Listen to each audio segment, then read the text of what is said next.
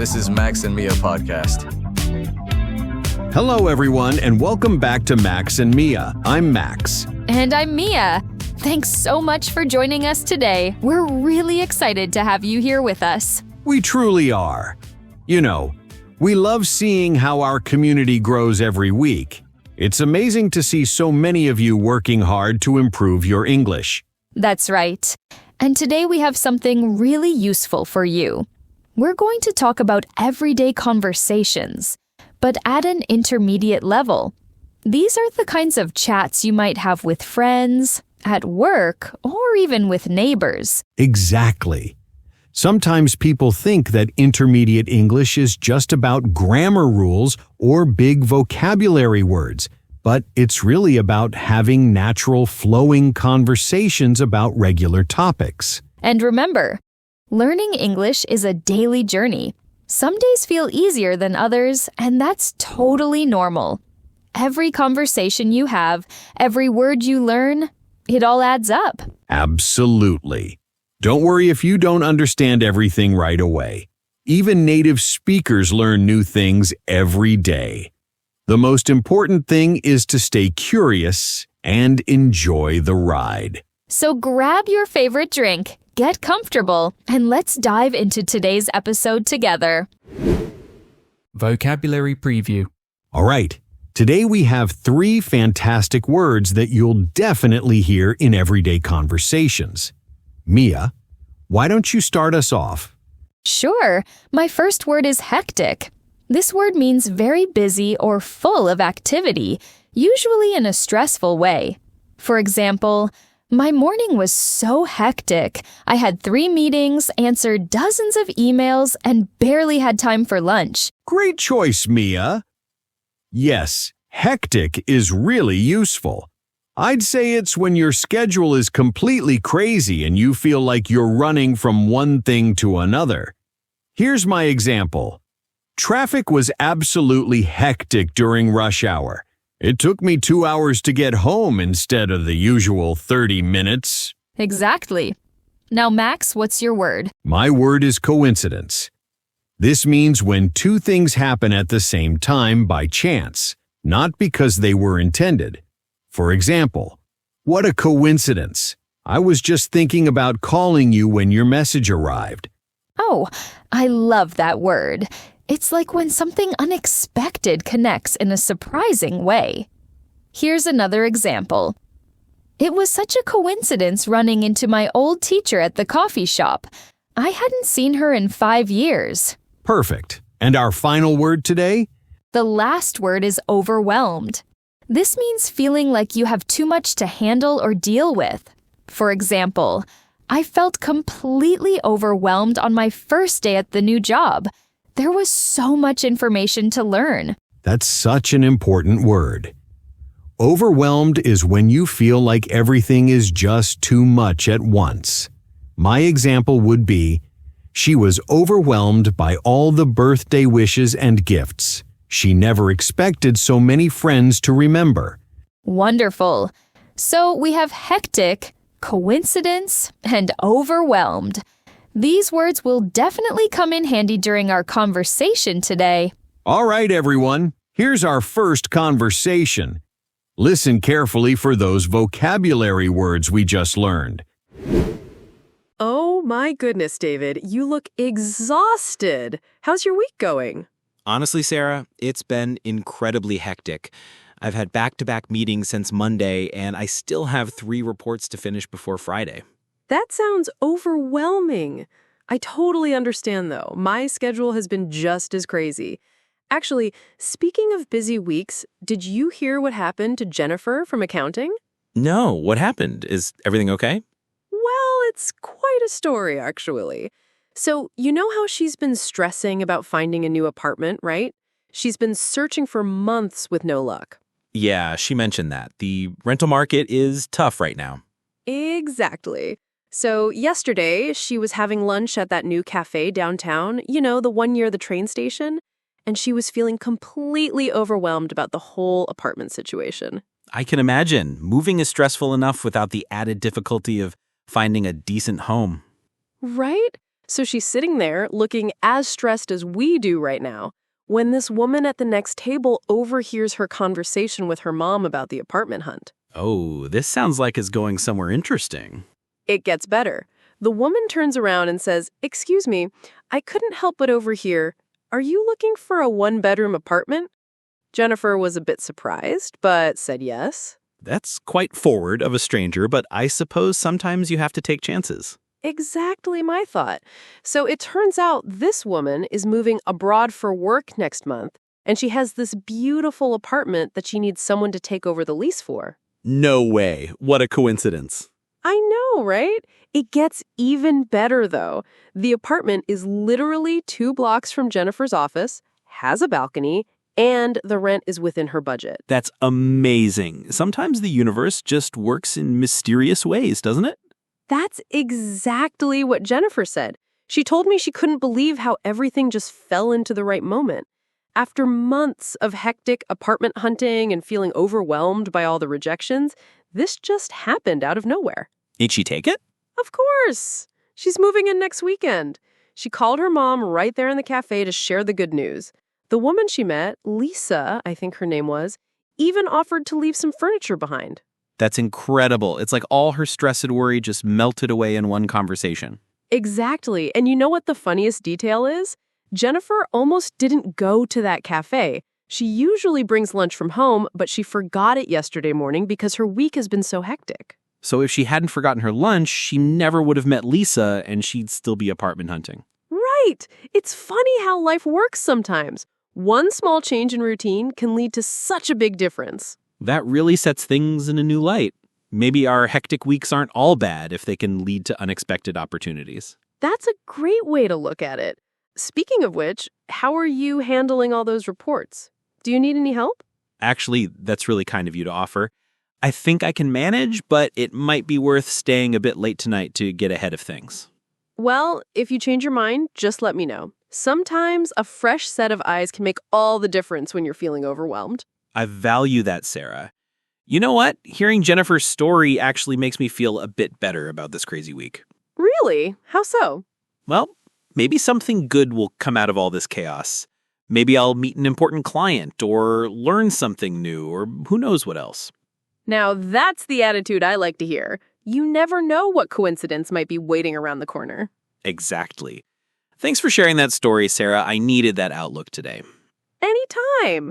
Now, shall we get back to our hectic schedules? Let's do it. But first, I think I need another coffee. What a wonderful conversation. Did you notice how naturally Sarah and David used our vocabulary words? They certainly did. Hectic, overwhelmed, and coincidence all came up so naturally in their chat about Jennifer's apartment story. Now, let's break down what made this conversation so effective for intermediate learners. There are several things I want to highlight here. First, notice how Sarah and David didn't just exchange basic information. They told a complete story with details, emotions, and a clear beginning, middle, and end. That's interesting. So it wasn't just small talk? Exactly. This is what separates intermediate conversations from beginner ones. Sarah could have simply said, "Jennifer found an apartment," but instead, she painted the whole scene. She mentioned the cafe location, described Jennifer's emotional state, and even included the detail about forgetting lunch. This storytelling approach is crucial for B1 to B2 level speakers. And David was really engaged throughout the story, wasn't he? Absolutely. David used what we call active listening phrases. Things like, "Oh, this sounds like it's going somewhere interesting," and "That's amazing." These expressions show he's following along and encourage Sarah to continue. This back and forth creates natural flow. What about the vocabulary usage? Yes. Notice how they moved from complaining about their busy week to finding a positive outlook. This emotional arc is typical in intermediate conversations. They're not just about exchanging facts, but about sharing feelings and finding meaning. David even applied Jennifer's story to his own situation, which shows critical thinking. The conversation also had a nice message, right? Yes. Notice how they moved from complaining about their busy week to finding a positive outlook. This emotional arc is typical in intermediate conversations. They're not just about exchanging facts, but about sharing feelings and finding meaning. David even applied Jennifer's story to his own situation, which shows critical thinking. So there were different layers to understand? Exactly. Surface level, two colleagues chatting. Deeper level, supporting each other through stress, sharing inspiring stories, and finding hope. This complexity is what intermediate learners need to master, understanding not just what listeners say, but why they say it and how it affects the relationship. That makes sense. Should we move on to our next vocabulary set? Great timing, Mia. Let's introduce 3 more useful words for our next conversation. Vocabulary preview. Our second set of words is just as exciting. I'll start with subtle. This means something that's not obvious or direct, but requires attention to notice. For example, there was a subtle change in her tone when she mentioned her ex-boyfriend. You could tell she was still uncomfortable about it. Excellent choice, Mia. Subtle is perfect for describing things that aren't immediately obvious, but make a big difference. My example: the subtle lighting in the restaurant created such a romantic atmosphere that many couples chose it for their anniversary dinners. Love that. Now what's your word, Max? I chose reluctant. This means being hesitant or unwilling to do something, usually because you have doubts or concerns. For example, Tom was reluctant to try the new restaurant because he'd heard mixed reviews about their service. That's such a useful word. It shows that someone isn't completely against something, but they have reservations. Here's my example. She was reluctant to share her idea during the meeting because she wasn't sure how her colleagues would react. Exactly. And our final word, Mia? The last one is assertive. This means being confident and direct in expressing your opinions or needs without being aggressive. For example, Maria was assertive during the negotiation. She clearly stated what she wanted, but remained respectful throughout the discussion. Perfect choice. Assertive is essential for describing confident communication. My example would be, his assertive response to the criticism showed that he could defend his work without becoming defensive or rude. Wonderful. So we have subtle, reluctant, and assertive. 3 words that really capture different communication styles and behaviors. These words will definitely enhance our next conversation. Jake, I'm so glad I caught you. Are you still coming to my birthday dinner on Saturday? Of course. I wouldn't miss it, Emma. Though, I have to admit, I'm a bit reluctant about the restaurant choice. Isn't Le Bernardin quite expensive? Well, yes, it's not cheap, but it's my birthday. Besides, I made the reservation months ago. I was being assertive about celebrating this milestone properly. I understand that, and I want to celebrate with you.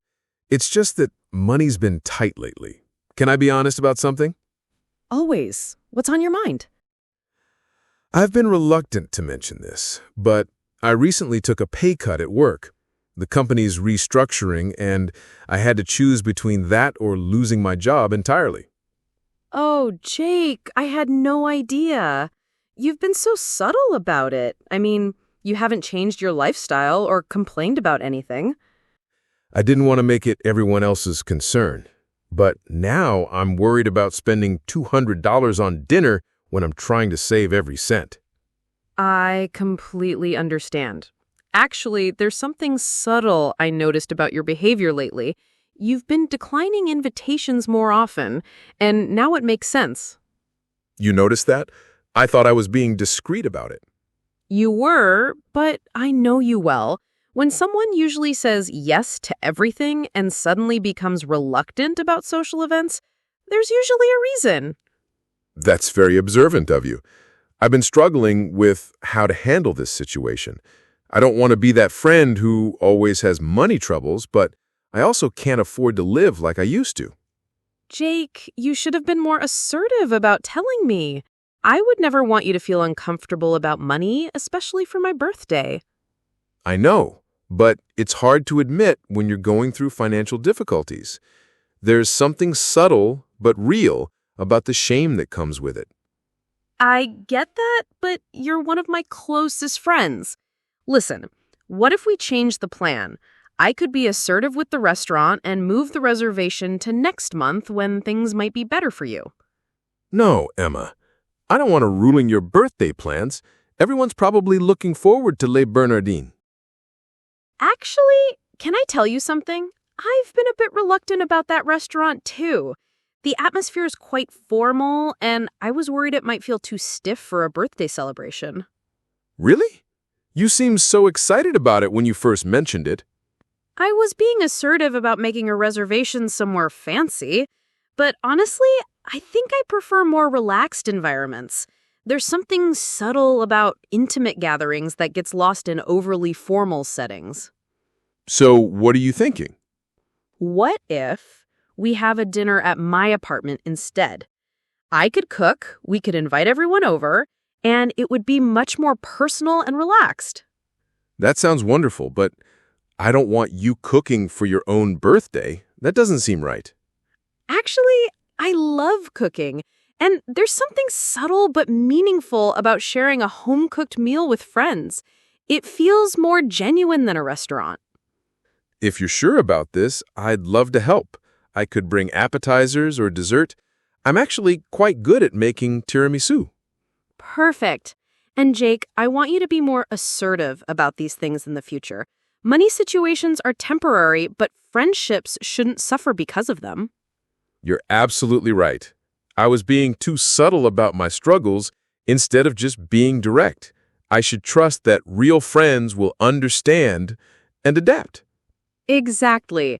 There's nothing wrong with being reluctant about expensive plans when you're watching your budget. That's just being responsible. Thanks for being so understanding, Emma. I was reluctant to have this conversation, but I'm really glad we did. Me too. You know what? I think this birthday celebration will be much better than the original plan. There's something subtle but important about celebrating with people who truly care about you in a comfortable environment. I agree completely. Should I call the others and let them know about the change? That would be great. Just be assertive about explaining that it was my decision to change venues. I don't want anyone thinking it's because of financial concerns. Actually, Emma, I think I should be honest with the group. I've been too subtle about my situation, and maybe being more open will help others feel comfortable sharing their own challenges. That's a really mature approach, Jake.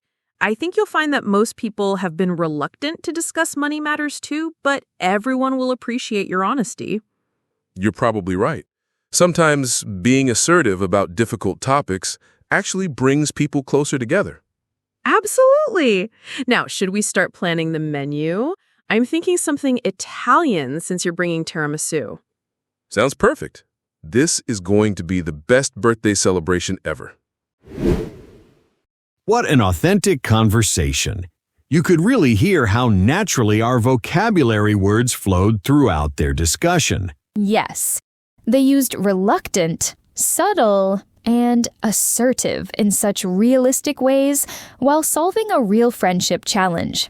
This conversation demonstrates something really important for intermediate learners: how to handle sensitive topics with friends. Emma and Jake didn't just chat about surface-level things. They navigated a potentially awkward situation with maturity and care. The money topic can be really difficult to discuss, right? Absolutely. And notice how Jake was initially reluctant to bring up his financial situation. This shows realistic human behavior.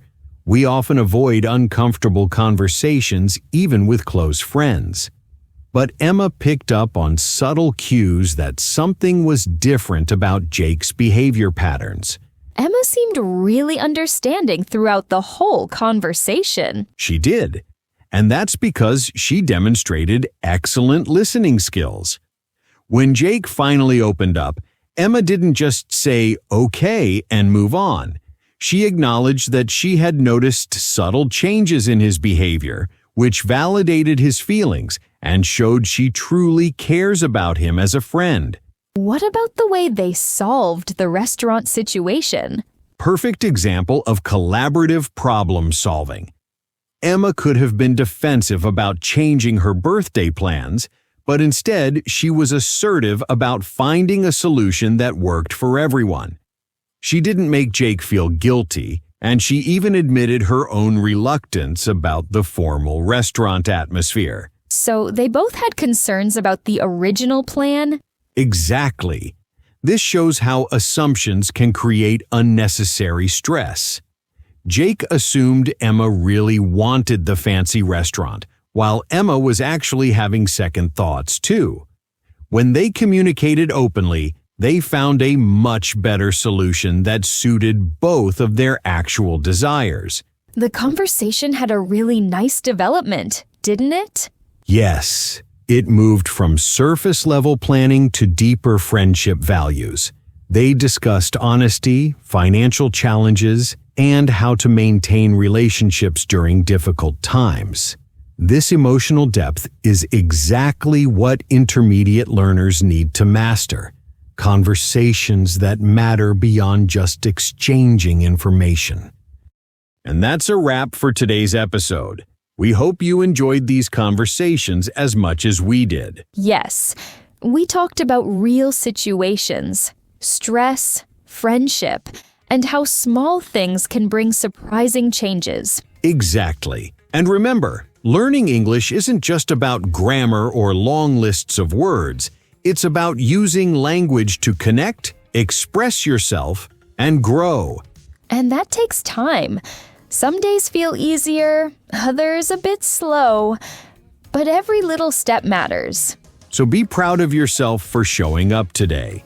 Listening, thinking, learning, it all adds up. And don't worry if you need to hear things more than once. That's how we all grow. If you liked today's episode, share it with a friend who's also learning English. And if you want more, stay tuned. We have many more real conversations coming your way. Until next time, stay curious, stay kind, and keep learning one day at a time. see you soon!